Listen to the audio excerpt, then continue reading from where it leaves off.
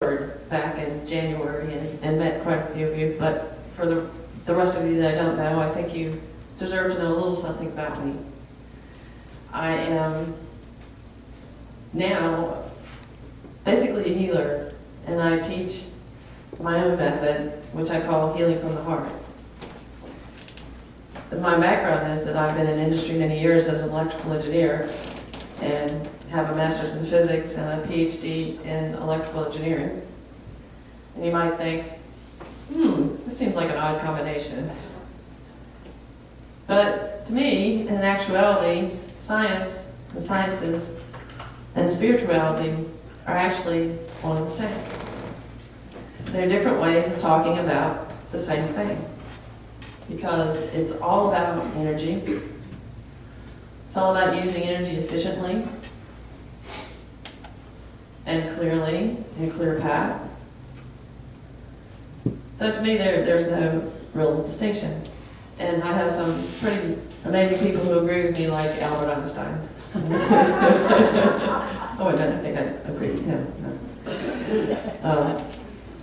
But it's wonderful to be here, and let me tell you a little bit about my purpose. My purpose is, it's been 6 or 7 years ago, I stopped being a professor of electrical engineering to do my healing and my work full time.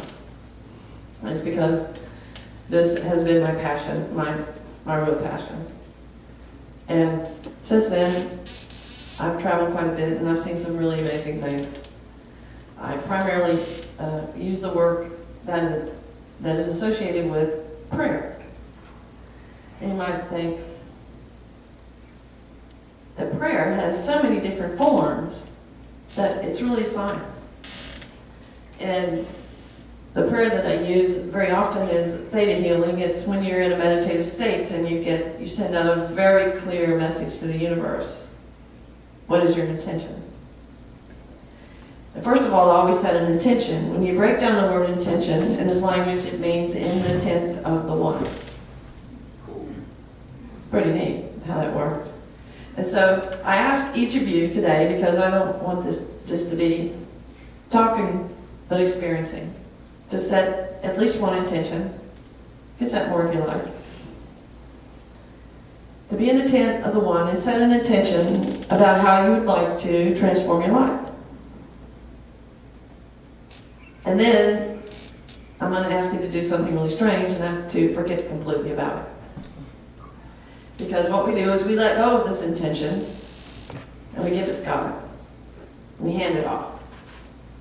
So many times in our lives things don't change because we are so attached to the way we think they should work. And if you really want to make a powerful prayer, I found out that the last thing you want to do is tell God how to do it. You want to take advantage of that omnipresent, infinite intelligence. And so working with the field, and the field is a lot of people talk about the field. Greg Braden and Deepak Chopra, Linda Taggart, and I'm sure you've all heard about the field. It's been called the field of infinite possibilities. It's been called the matrix. It's been called the divine matrix. It's also been called the torsion field, which people may not be familiar with. But the field of infinite possibilities is what I work with. And so how do we work with this field? How do we say a prayer with this field? It's actually very simple. And one of the things that as a society in this world that we're trained not to appreciate is the simple. Right? Simple-minded. Because everything's supposed to be more complex and more analytical. But I tell you to work with the field, we use the approach of we take 2 points. And we do this just because we need a place to start. We have to do something, right? So I'm going to take a point at the back of the room, and I'm going to take a point at the front of the room, so you're all in it. So you're all in the field. And what that is really is an invitation. It's an invitation to the mind of God that we want to communicate. So it opens up the communication. And then the next thing we do is draw deeply into the heart space. So So you can feel, you take your consciousness and move it into your heart. And you can do this by thinking about something you love or somebody. And what happens when we do that is our field expands. And as like attracts like, the love of God, the mind of God comes towards us with this pure, focused, sacred energy. And then you may begin to feel it. Now things feel a little bit different, a little bit more sacred in this sacred space. And then you just let go and see what happens after that. That's sometimes the hardest part, just to be quiet, listen, feel it.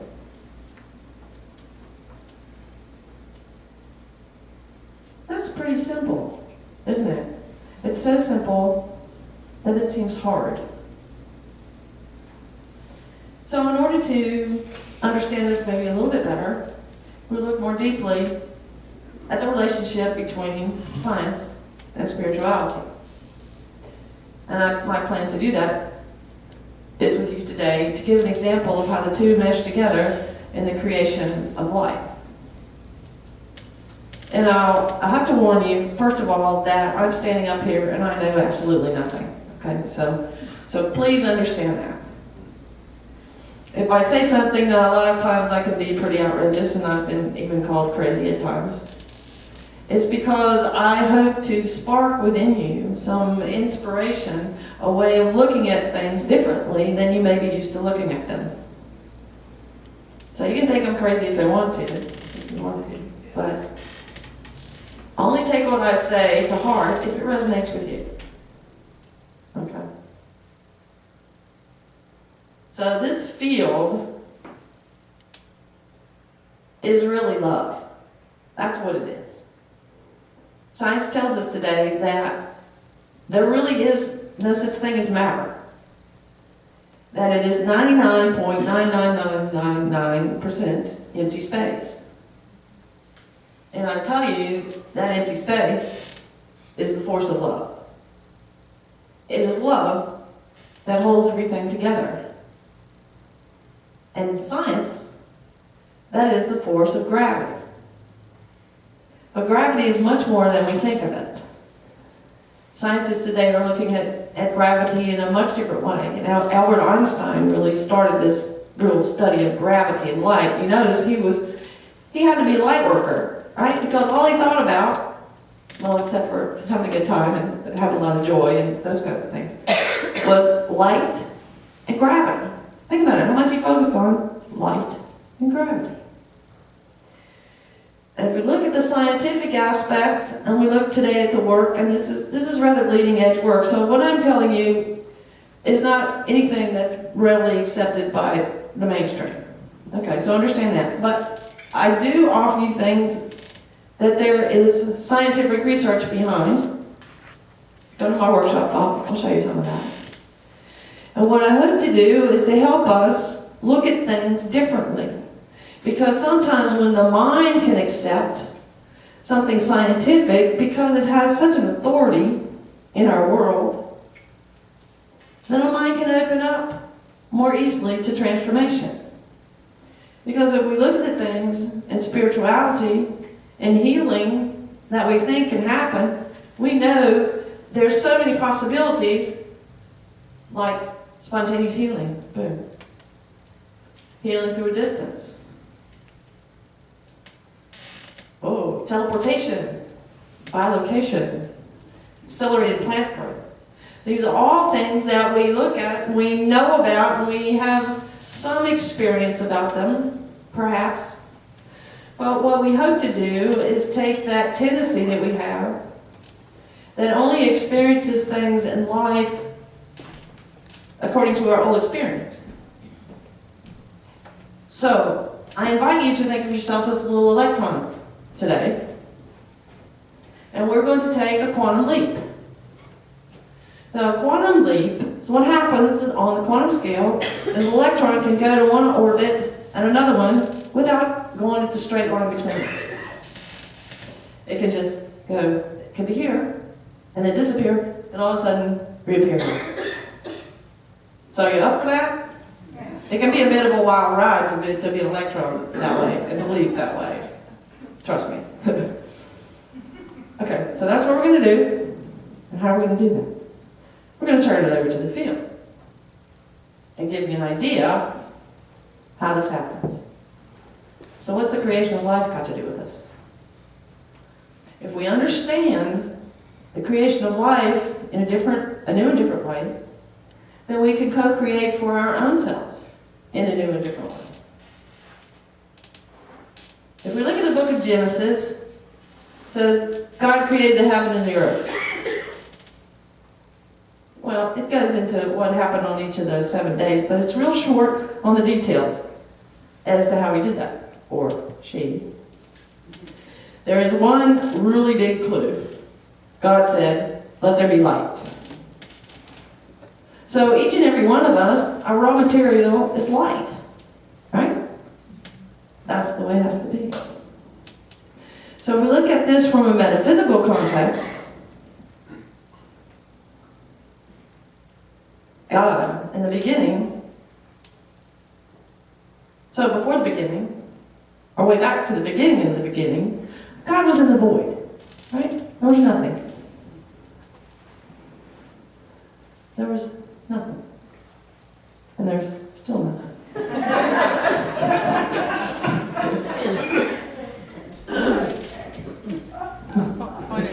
See how things can be created out of nothing? See how it happens? Point to me. The other way. Oh, yeah.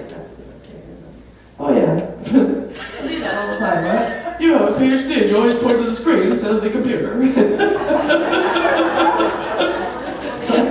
supposed to work. It's like... Okay. All right. So there's nothing. But there's God. There's God everywhere. And in this field, there is no thing, but there's the potential for everything. So wrap your head around this. There is no thing, and there is everything at the same time.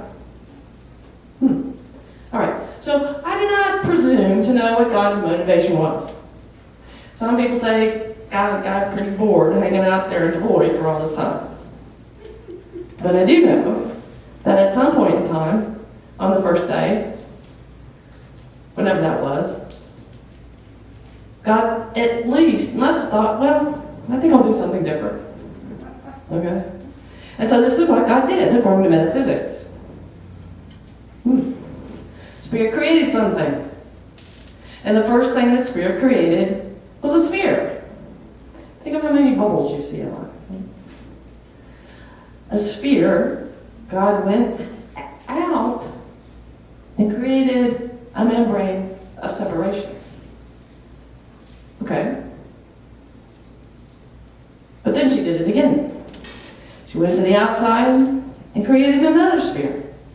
But in the middle of those two spheres was one of the really, really main points of sacred geometry, is what there's called a vesica Pisces. In the center? What does that look like? A football, I know, yeah, but an eyeball. From the center of those two spheres came light. Light was created. Now that's pretty cool.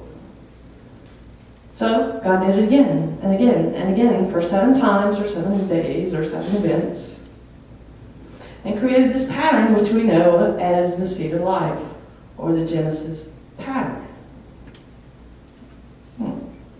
Well, if it worked for a while, God did it some more and came up with something that we know of as the flower of life. And from this pattern, everything, absolutely everything that we know, that we experience, that we see, from the plants to the grass to our bodies, comes from this pattern. And this flower of life is actually the female, or the feminine is a better way to look at it. The feminine that is round and shapely and curvy. And then we have the male. The male comes in when we draw in the lines, because males are straighter, and that's the way the guys are. And then Okay. Yeah. Okay, anyway, you get the point, right? So Metatron's cube then comes from this. Comes from drawing the lines in the flower of light.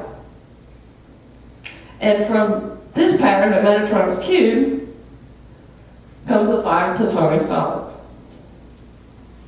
These solids show up everywhere in light, especially in the periodic table. This is the way the elements line up and the elements connect.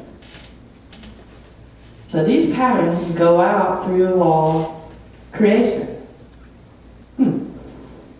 How did they get there, really? Well then, if we look at the scientific aspect, in science we can look at it in another way. We look at the black hole. What's a black hole? Everybody know what a black hole is? Got some scientists in here. In the middle of the black hole is what's known as a quantum singularity. The quantum singularity is something that science doesn't even know what it is, right? But when we go and talk about the Big Bang, which is the most accepted philosophy, something had to happen. Something had to spark it. The energy had to come from somewhere. So they call that a quantum singularity. So in the middle of each black hole is a quantum singularity, or there is God, energy. Now this quantum singularity in the black hole is an enormous force of gravity. The black hole would pull in absolutely all the matter, everything around it, including light. Everything goes into this black hole. Well, how's a white hole come around it? That's light coming back out. So what is happening here is the light is going into the black hole, and the light is coming back out of the black hole. It's coming in, and it's going out. But it's transformed. Now, if we think of gravity as being love, it's God's love. It's the force of love that holds everything together. We can also think of this as the feminine principle. It's sitting there in the middle of the black hole. It's being passive. It's waiting, but at the same time it has this enormous energy. It's just drawing everything to it. And so light will go back there. And we think of light as being the masculine principle, that which is more active, that which is seeking union. And so what you may not realize is that while all of us say this all the time, we send each other, what do we send each other? Love and light. Love and light. Love and light. Do you ever stop to think that when you do that, you are actually creating light? Because when this happens, this action between the love and the light and the love and the light, what happens in the gravity is it's very active. And it creates these little, what we call torsion fields or spinners, or they're like little tornadoes of energy that come off when you send love and light. Everything around you, according to the work of the Sam Harriman, everything, at the center of everything is a black hole. Every atom, every cell, every proton. The earth, the sun, and the center of our cosmos. So you can think of this and begin to think as we contemplate on God and how can we become even closer in our search and our desire and our drive to become with it one with the Creator of all is, and to really become love and to express it and send it everywhere all the time, and to eventually make our ascension in the light, which means we completely feel our oneness with God and all of life. How do we do that? We focus on contemplation about what God may really be.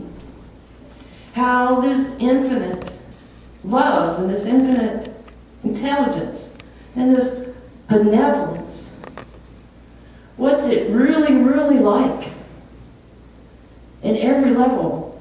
And one of the best ways to do that is to look at how God loves us by providing the world around us for us to have this adventure, this experience of life. And so that's what really has driven me to study the sciences and to study physics. It's to get an understanding of God through the understanding of life. And so when we look at the continual interaction in the black hole that is everywhere, well, if the black hole is everywhere, then wouldn't that help us to understand how God could be everywhere? Because God is at the very center of everything. Now sometimes, because of the law of free will, we human beings can take this God energy that's so pure and so perfect, and we can kind of screw it up a little bit. Or a lot. But that's part of the human experience. That's part of that free will aspect. Because God loves us so much that she's not going to tell us what to do every minute of every day. That would be fun, wouldn't it? Or it might be a better place, but I think somebody should, right? But that's not how our world works. We have free will to take this perfect energy and mess it up if we want. But every time we focus on love and light and joy and appreciation, we are actually creating light. And we're creating these little spinners, these little cyclones around us that bring in all these patterns, all the possibilities. You see, part of what's happening in science is things are being revealed today that have been kept from us. Because there have been certain major experiments that give us power. Just like religion. The powers that be do not want us to become empowered. Now, if we understand some of these scientific principles and some of this research that has been hidden, how does it give us power? Knowledge is power. Understanding is power. Wisdom is power. Understanding heart. And to work with the field of infinite possibilities, it's really important for us to get an idea of what some of those possibilities might be. Because if we go strictly through our experience or medical research, for instance, and say, okay, I've got a cold, in 10 days I'll feel better. Because that's what the world tells us. If we hold that, then that's what's going to happen, right? But if we take another look at things and say that God has this infinite power and this infinite love, so why wouldn't God want us to be healthy and vital? Because God loves us with reckless abandon. Why wouldn't God take care of all my needs like she promised? And why wouldn't God watch out for me? Because it's exactly what God will do. But because we think otherwise, or our experience has been otherwise, sometimes we close the door to these possibilities. So what I invite you to do is to completely open your minds and your hearts to these possibilities. And I think soon we're going to get to, and already have gotten to, many of these places where we experience these things on a daily basis. I've seen so many spontaneous healings in my work. And so many lives that have changed so quickly and spontaneously. And my life does it all the time, so much so that I am mostly in a state of awe and wonder. And with that can come some confusion. If you're not a little bit confused, then I haven't done my job today. Because when you're in a state of confusion, that means you're learning something. Your mind is opening up. Your old paradigm is shifting. So if you don't understand all of what I'm talking about, don't give it a second thought. Because in a week or 10 days, something's going to hit you upside your head and you're going to go, oh, that's what you were talking about. Or this afternoon at the workshop, you will understand more. Or if you want a healing session, I'll be around tomorrow. But what I want to do, more than anything else, is to help you feel in every atom, cell, and electron of your body how much you are loved by God. How much this benevolent universe has got your back and is willing to do whatever it takes if you will open up to receive it. So embody the feminine principle when we work with the field. It's important to be passive. You don't have to understand it. Don't let that get in the way. But sometimes understanding is very useful.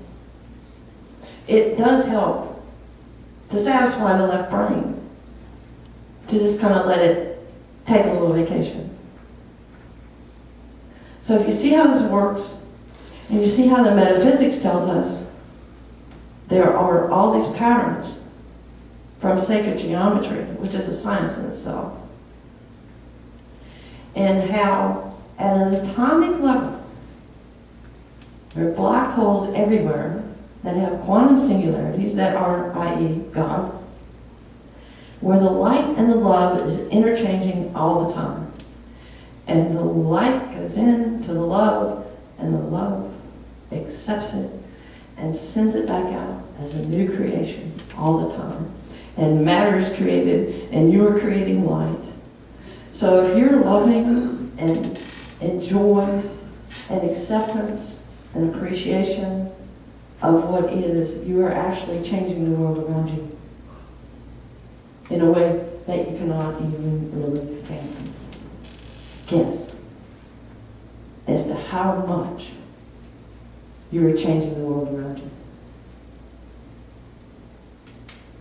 And there, for every one of you, such great appreciation for being on this path of light and love, for the change that you're making in the world for which you are hardly aware. Because the world is going to transform, and it is transforming in a way that we can't really see all the time, because we don't get positive news, do we? No, it doesn't sell papers. But I know that the momentum of people like you gathered here, who love the light, who love God, is changing the world, and it is going to quickly transform to the world that we've been waiting for. Even though it may not look that way. Right now, this is the reality of what I can see. And it is ordained by God that this time we're going to make it. We're going to make it to a world where peace and brotherhood and unity with a capital U, unity with each other, unity with all life, and appreciation for all life, and with God, and eventually our ascension as a planet, and our ascension as individuals. And what that's going to look like, I don't know. But I do know it's beautiful, and it's the way it is, and we can see it already as happening. And I'm making myself dizzy with all the energy.